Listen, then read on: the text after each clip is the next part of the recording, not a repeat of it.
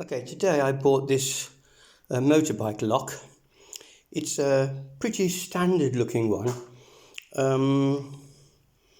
Here it is. It's a circular lock, and as you can see quite clearly, there are 7 pins inside. The key, okay, standard key, only fits in one way. It needs to go, the flange on here needs to go into the gap in the keyway. It's the only way in. Slight pressure inwards, turn 90 degrees, and there it is. The key will not come out at this point because there is a collar around here, and the flange on the end of the key, like that, remains behind the collar, which prevents it from coming out. Okay, the key will come out in the lock position, press it in, and it's locked.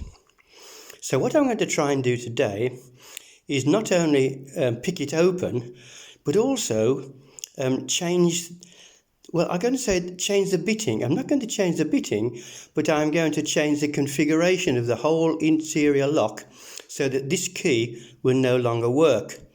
And I'm going to make a key which will open it.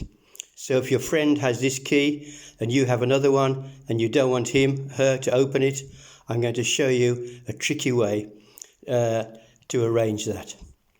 So let's get this into the vise.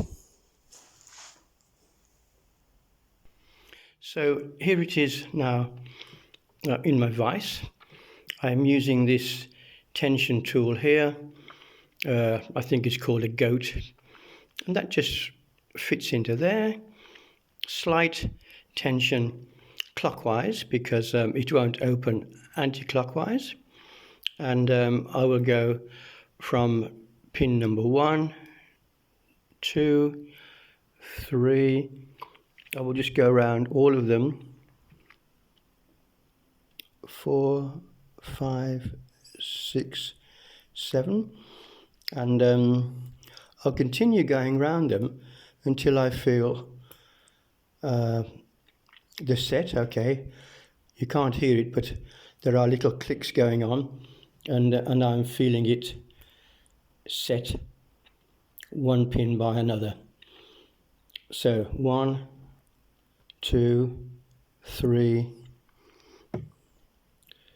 4, 5, 6, 7. Okay, I think number 1, number 2 is set. 5, 6. Go back to number 3.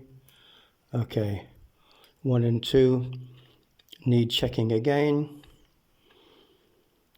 6, 5, 7.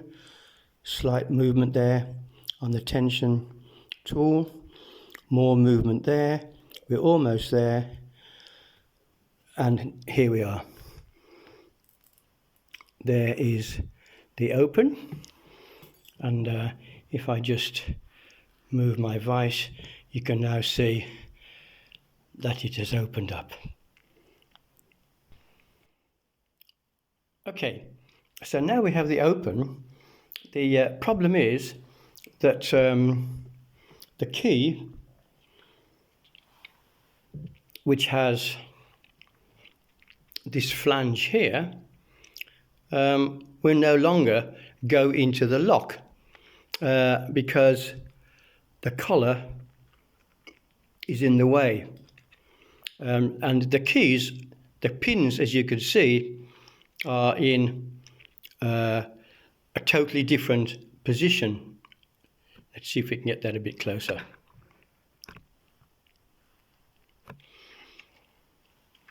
So this part of the key here, this forward flange, should really go in between pin number 1 and pin number 7.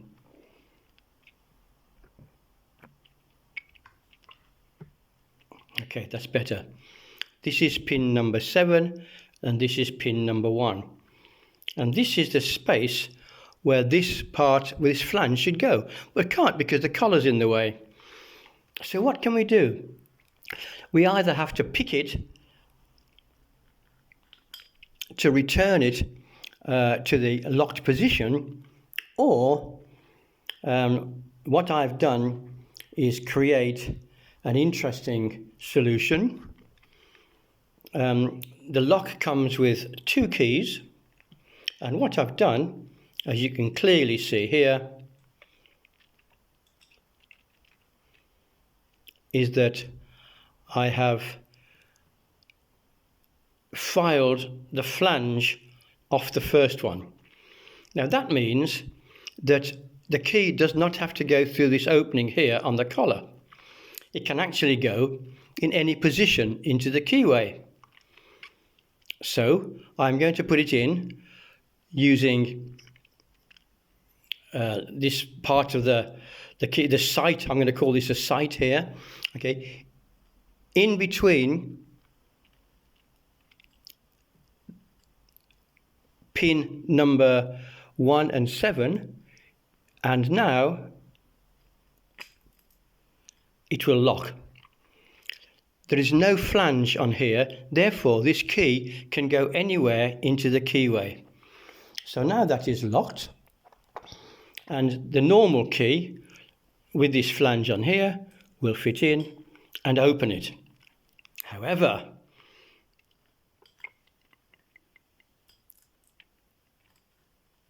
doing it so close is quite difficult because I want it to be close, but my hand is in the way. I think you can see. Now it's open. Now it's locked. So this key now has another use. It will go into the lock, basically in any position, but I'm going to put it in the horizontal position, which is the way that the normal key would go. But instead of opening the lock, I'm going to turn it, I don't know, the other way. About 45 degrees, not 90, 45 degrees or so. And if you can now see inside,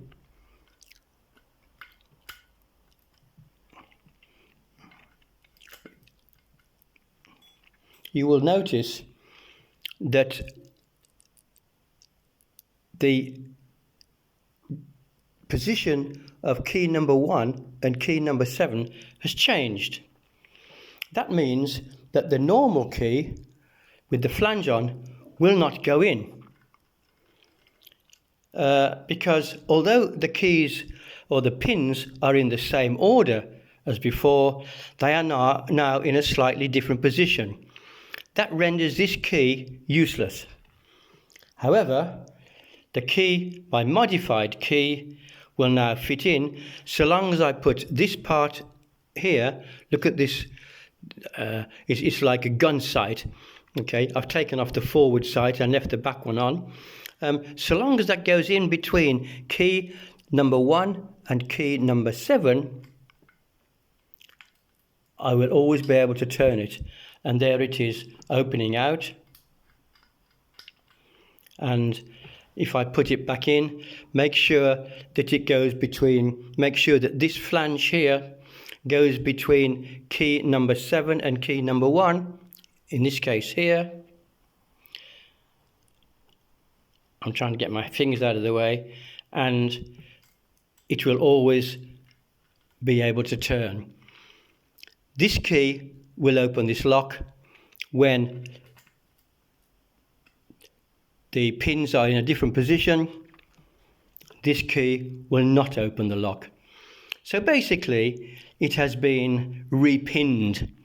The pins are in the same order, just in a different position. So there you are. Modified key and rearranged pins.